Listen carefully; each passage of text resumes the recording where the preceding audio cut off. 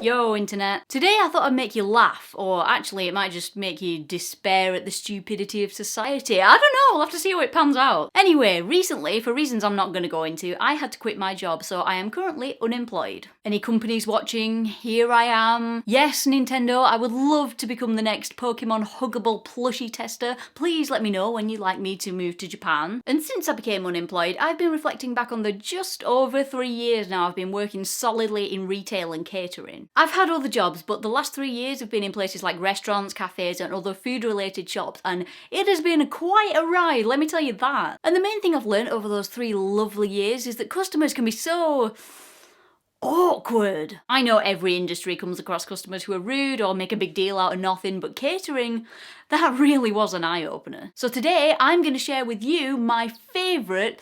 Actually, favourite's probably not the right word considering they were all really annoying. My most notable customer interactions while working in catering, and bear in mind that this entire collection is from one workplace only, I'm not even counting the others. Okay, here we go. The first category I'm going to cover is things that you just really shouldn't do in a restaurant. You know when you're going to sneeze and sometimes you turn away from the person you're talking to so you don't sneeze in their direction? That's fine, unless you do what this customer did. I was serving a group of 3 women who were all standing together and one of them needed to sneeze. So she moved away from her friends and sneezed directly onto my face. I felt it. I felt her disgusting nose jizz hit me in the face, and then she looked at me dead in the eyes and just walked away without saying sorry. That is not acceptable! Neither is what customer number 2 did. Customer number 2 had a nasty cough, which he decided to alleviate by coughing into the £10 note he had in his hand and then paying for his food with it. The note was damp when I touched it, and I just had to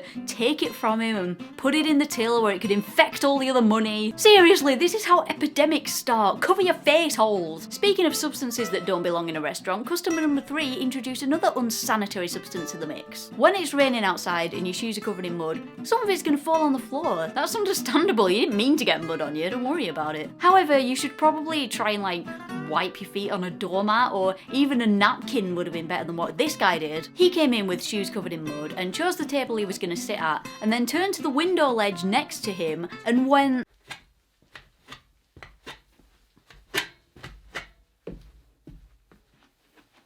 "How is that acceptable?" And we all know who had to clean it up. Me. Don't scrape mud on the window ledge. And lastly in this particular category is customer number 4, who was actually a pair of women who brought their 2 young children in. I'd guess the kids were around 3 years of age and they'd gotten bored at the table, so they went to play in the play area. But apparently that was boring as well, so they decided to entertain themselves by sitting at an unoccupied table and taking every single sachet of sugar out of the sugar bowl, ripping them open and scattering them all over the table. There was a mountain of sugar by the time I got there, and they instantly knew they were in trouble, so they just ran back to their table and I started cleaning up the mess. I thought, I'm not gonna tell off someone else's kids. Kids do stupid stuff when they're bored, I'll let it slide. And it might have stayed that way if one of the women hadn't looked over at me and gone, "Oh God, look what the boys have done, they've emptied all that sugar onto the table." Oh my God, that's so funny, look at that waitress, she's so pissed off.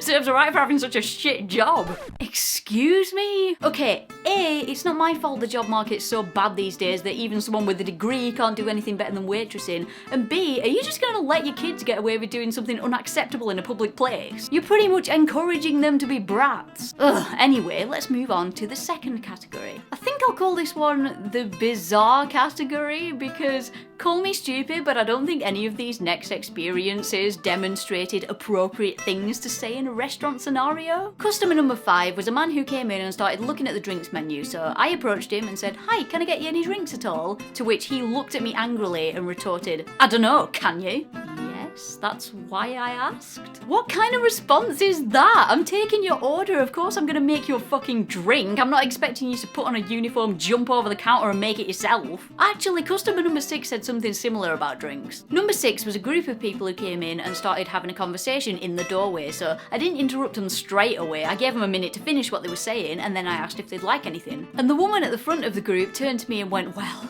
it's funny really, but I just had this crazy idea that we might be able to get some coffee." I don't even know what to say? You can have coffee, but you were having a conversation. I was just being polite and waiting for you to finish. Restaurants don't usually ambush you the second you walk in the door and take your order at knife point, do they? People are so weird. Also, if you ask someone a question, you should not have the right to accuse the other person of talking too much when they answer you. Customer number 7 noticed whatever hair accessory I'd had on that day, and while I was making a drink, she said, "Oh, I like that bow in your hair." "Oh, thanks. Do you wear a different one every day?" "Yeah, pretty much. It's one way to brighten up your uniform." Which I thought was a decently friendly response to what she'd said, but apparently not, because she suddenly looked really annoyed and said, "You alright? I don't want your life story." Managers tell us to be sociable and strike up friendly banter with customers, but that's what happens. Customer number 8, the firewood kid. I call her the firewood kid because we had a real log burning fireplace in the restaurant, and one day I was refilling it and one of the logs fell off the pile onto the floor, but I needed another one anyway, so I just picked it up and threw it on the fire. Meanwhile, behind me, I overheard a conversation between a young girl and her mother who was sitting at the table closest to the fire. "Mummy, that woman dropped a log on the floor." "Oh yeah, she did." "Why did she do that?" "Well, it was an accident, wasn't it?" "Well, she's stupid then, isn't she?" "You wanna fucking go? Don't tell me you've never dropped anything on the floor. You're 7 years old, bitch. You don't know the real world." Let's move on to the final category. I'm gonna call this one the making a scene category because it's exactly what it sounds like. The way this particular restaurant worked during the daytime is that you got a tray and came up to the counter and chose a meal which we would plate up for you, and then we passed the plate onto your tray because we kept the plates on a really hot surface to make sure they kept your meals warm. So these plates were hot, too hot to hold with your bare hands. Customer number 9 didn't think so. The conversation went something like this. "Would you like to just grab a tray from there and I'll pop this on there for you?" "No, it's alright, I'll take it." "It's actually piping hot, I wouldn't want you to burn yourself." "It'll be fine, give it here." It's really hot." "It's fine." What did I just say? He dropped his meal everywhere and then gave me this look of, "Why didn't you tell me?" You, sir, are an idiot, and now I have to clean a perfectly good meal off the floor.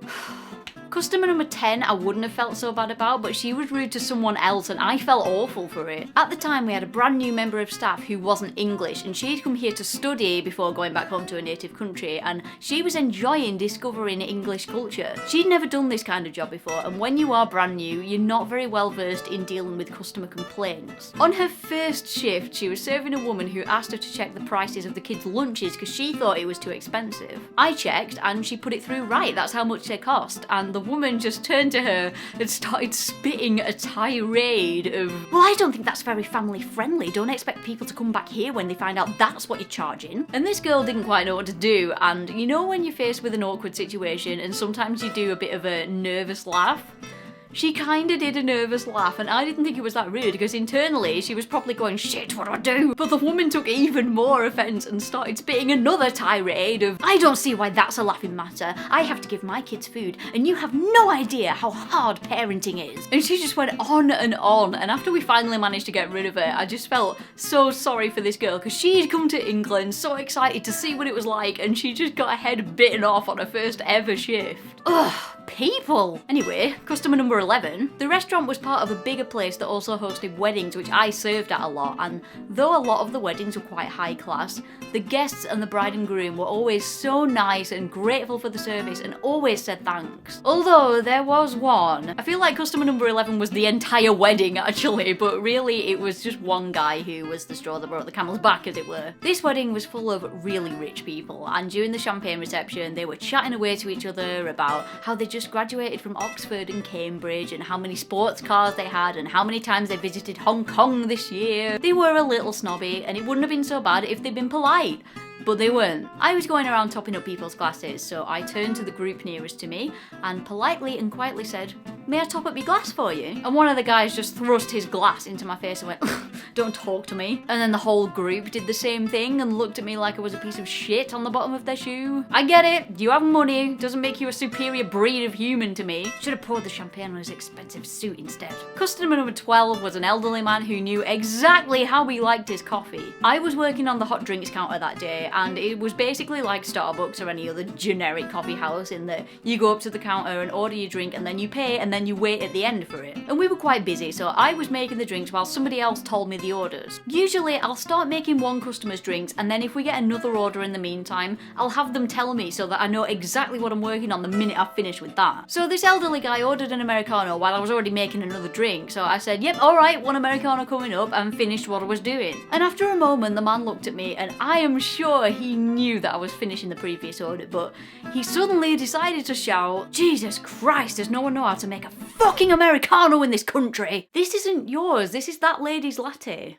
Oh, fair enough. He literally exploded at me and then just flipped back to normal and started looking around at the silent restaurant, wondering why everyone was staring at him. Talk about an overreaction. And finally, we come to the last customer in this appalling list of public inappropriateness. Customer number 13. One day, a couple came in and ordered some meals with my co-worker while I was at the other side of the counter polishing glasses. And the lady had ordered soup, so my co-worker told her that she could choose from the basket of bread whichever roll she wanted with the soup. So the woman helped herself to bread while her husband paid for the meals at the till, and then they both said thanks and went through to sit down. You know when you think you see something out of the corner of your eye, but you weren't looking directly at it, so you're not entirely sure if you just miss-saw it? I thought I saw something happen, but I wasn't looking at it properly, so I didn't say anything. But then my co-worker who just served them came running over to me and whispered, is it just me, or did that woman just steal a quiche? I knew it! I knew I saw her take something she wasn't meant to. We told the manager and he went over and confronted them, and it turned into a bit of a scene which ended in the husband coming up to us and apologising profusely